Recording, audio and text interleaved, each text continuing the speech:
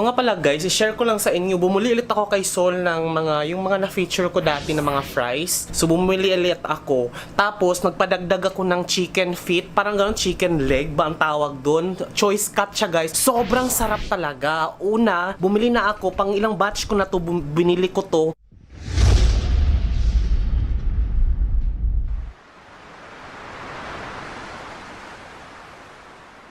Yung una, 1 kilo lang yung binili ko sa kanya, tapos nagustuhan ko siya. Sobrang sarap, garlic siya. Anyway, ipakita ko sa inyo pag naluto na talaga. So, pag gusto nyo umorder sa kanya, ito yung french fries na plain, na Burger King yata, yan.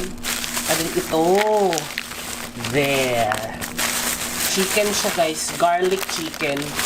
Dalawa yung in-order ko kasi sobrang napakasarap niya talaga, promise. Ayan siya, 2 kilo na to. Chicken to. Well, anyway, ipakita ko sa inyo pag anong itsura kapag naluto na to. Tapos, bumili ako ng fries ulit. Nga pang McDo. Tapos, ito yung twist. Bagong batch ulit. Yan. 1 kilo. So, ito, ilalagay ko siya dito sa baba para lumambot, para meron tayong makakain mamaya. Lulutuin ko mamaya pagising. Tapos, ito, dito ko na siya sa freezer ilagay. Along, tapos, itong dalawa. I-freezer ko to dahil tapos itong twist, ito yung pinaka-paborito ko. Dito natin siya sa baba ilagay guys kasi papalambutin natin dahil lutuin natin ito mamaya pagising. Yan. Guys, ito, ganito kaliliit yung mga manok na nabili ko kay Sol. So, parang mix siya ng legs, basta kung ano mga choice cut siya. Ganyan siya kaliliit. And then, nakababad siya sa garlic na sauce. So, sobrang sarap talaga nito. So, balang ganito yung parang ganito yung sauce niya guys. So, binabad ko yung extra. Tapos, yung mga sobrang sauce na nandun sa plastic, nilagay ko sa Tupperware kasi para makatipid ako, bibili ako ng manok ko na halimbawa 1 kilo or kalahating kilo, doon ko siya ibabad ulit para magamit ko yung sauce dahil sobrang sarap ng sauce na ginawa ng ewan ko sino yung gumawa nito na ready to cook na chicken na to. Sobrang sarap ng sauce. Sayang yung pagiging garlicky taste niya kung itatapon lang din yung extra sauce. Kaya bababaran ko ulit siya ng sarili kong binili na manok na pinatadtad ko doon sa palengke. So bukas bibili ako ng manok na kalahating kilo. Doon ko siya ibabad sa sauce. Dapat kailangan talagang maparaan tayo para makatipid. At the same time, masarap yung kinakain pero tipid. Ito na guys. Oh, see, di ba? Ang ganda.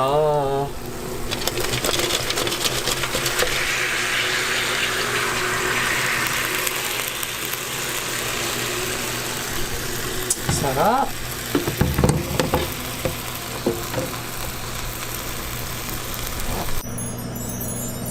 Sarap niya guys. So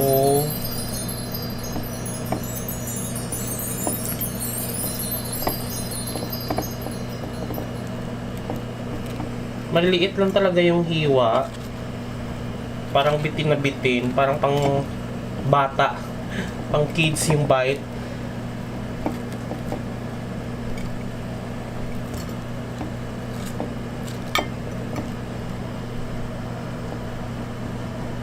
Pwede na. Sarap. Sa ilalim ng yung pantimpla, tumigas, tinanggal ko, ilagay ko sa kanin. Ayan guys, graduation na po namin, no? Yan. Or Buddha Jonathan. Iscabal Kiara. Hindi ko makita yung filter. Ayan. Tapos umiiyak yung mukha mo, ikaw yung nanay. proud. Umiiyak yung nanay. So, good morning guys. So, update ngayon. Pa-out pa lang ako in 5 minutes. Tapos, didiretso ako ngayon ng tapat dyan sa may mga, dyan sa groceryhan dyan sa tapat. Dahil bibili ako ng, ito, yung water, nalagayan ko ng water kasi ito nabasag na siya. Gumib up na siya ng bonggang-bongga. Tapos, dadaan na rin ako ng agua oxinada or hydrogen peroxide kasi i-sprayhan ko or didiligan ko sila ng agua oxinada na may halong tubig yung mga plants ko. Kasi ito, kailangan ko itong i-save guys dahil nagka-fungal infection. Ayan o, fungus to eh. Tapos alam ko may root rot to. Tapos yung Lorente ko, pinutol ko na siya dahil nabubulok siya yung dahon. So malamang sa malamang fungal infection to. So i-disinfect ko yung lupa.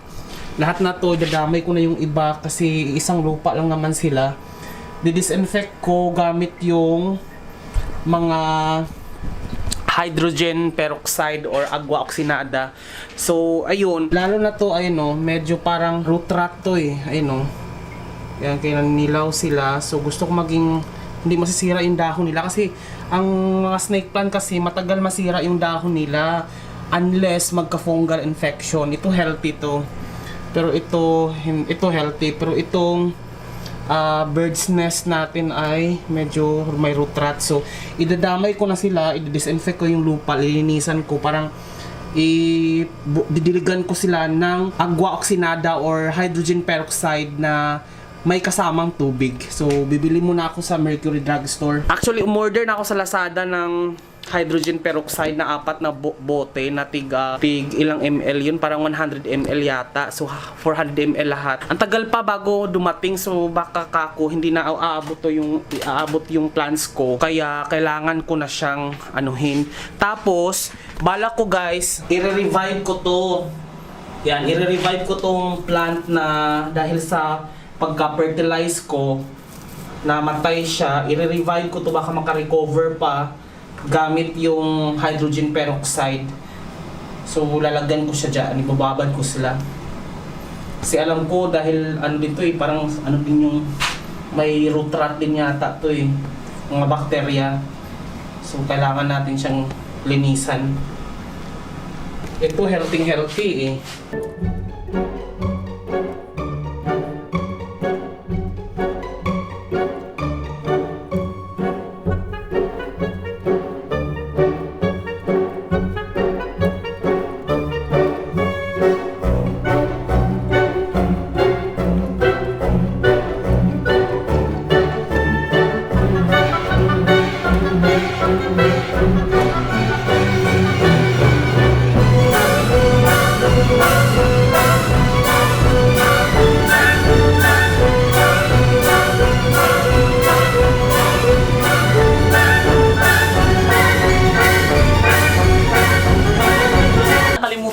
Guys, may binigay pa pala siyang freebies. Tingnan natin, wait lang.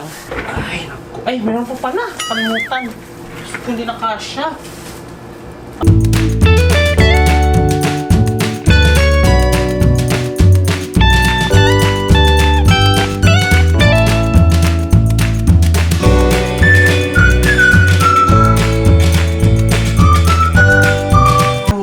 Tayo sa ating hauling video. Freebies daw to. Ano kaya to? Ano naman tong pakulo ni Madam Tina? Bunteng. Tayo magpakita ng bunteng. Ano kaya to? OMG, ano to? Mas excited ako sa freebies. Ano to? Kaya ano to? Pinapay? Ano ba to?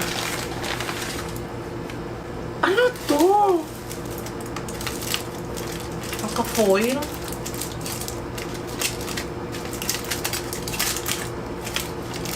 Ay!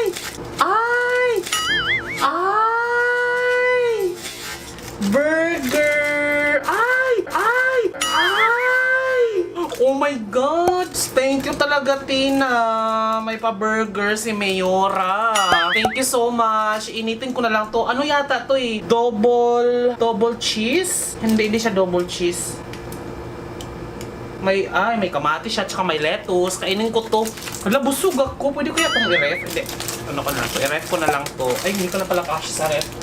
Sige, balutin na lang muna natin to, no? Sa hiwaga ng iyong pagmamahal. Thank you, Tina! May mga pakonsuelo ka pa sa akin, ha? Tapos meron pa siya sa ila. Meron pa siya. Ano to? Ano to? This is, ano to? Ay, may mga ganitong drama pa siya sa buhay. Ay! Ay! Ay! Oh my God! Nakakatuwa naman. Na-appreciate ko naman, Tina. May pa-ice cream ka, no? Pero sana naman hindi yung pang-ref. Kasi wala nang laman. wala namang paglagyan yung ref. Pakita ko sa inyo. Wait lang. Thank you, Tina. 2 in 1. Choco. Alo, paano ko yun? Hindi na siya kasya. Pakita ko lang sa inyo, ha?